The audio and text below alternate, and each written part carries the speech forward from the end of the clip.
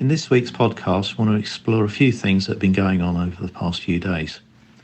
The Log4j problem hasn't quite gone away, but it seems to be calming down a bit. The latest version of the patch is 2.17.1. Please make sure that you've applied this to all of your products and services that you control, and if not, make sure that your vendors are doing so. Organisations still need to remain vigilant, and VMware patches are an important thing to look at the moment, especially around some of their Horizon services. Continuing on with Log4j, there's been reports that a number of attacks have been made on the UK NHS National Health Service.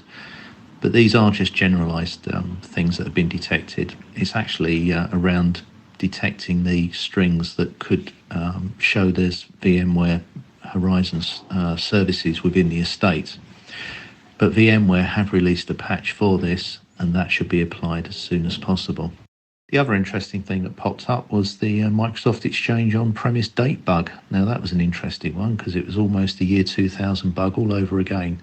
This was created when one of the internal variables of the on-premise version of Microsoft Exchange couldn't actually handle the date of January the 1st, 2022. But again, Microsoft have now released a patch for this, and it's essential that that's applied if it applies to you with an on-premise Exchange server.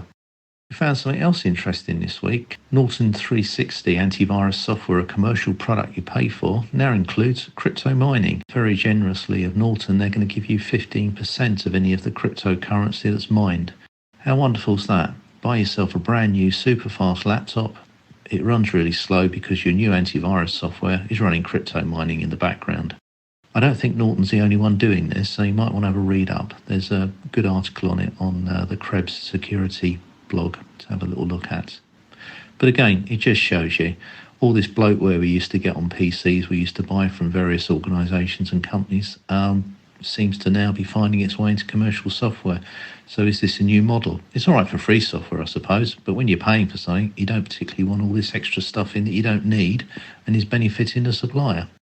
This week's also seen a number of updates to Google Chrome, so that's worth making sure you apply it.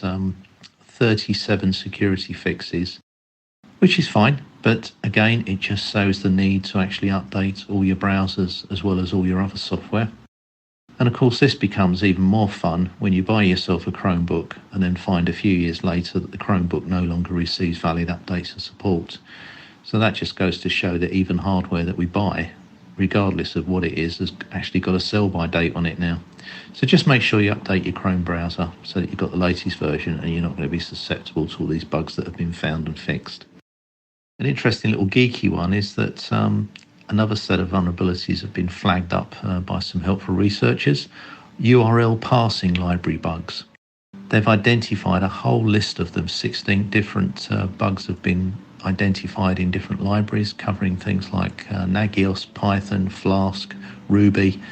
So again, make sure that you keep all these bits and pieces up to date.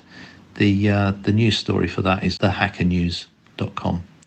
So if you just Google that with research, you'll find bugs in over a dozen parsers, then you'll find it. Slight segue sideways, interesting article this week that's appeared on various threads and various news agencies is titled Why the UK Energy Sector Could Face Cyber Attacks.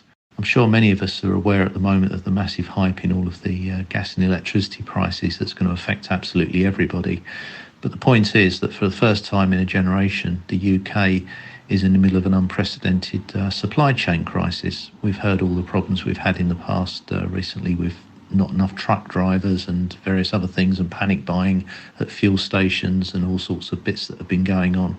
But ultimately, all of this together could mean that it's an ideal and opportunistic time for external threat actors outside of the UK to have a jab at the energy sector. So again, that's an interesting story to go and Google as well. The last thing to flag up is the recently published before Christmas UK cyber strategy.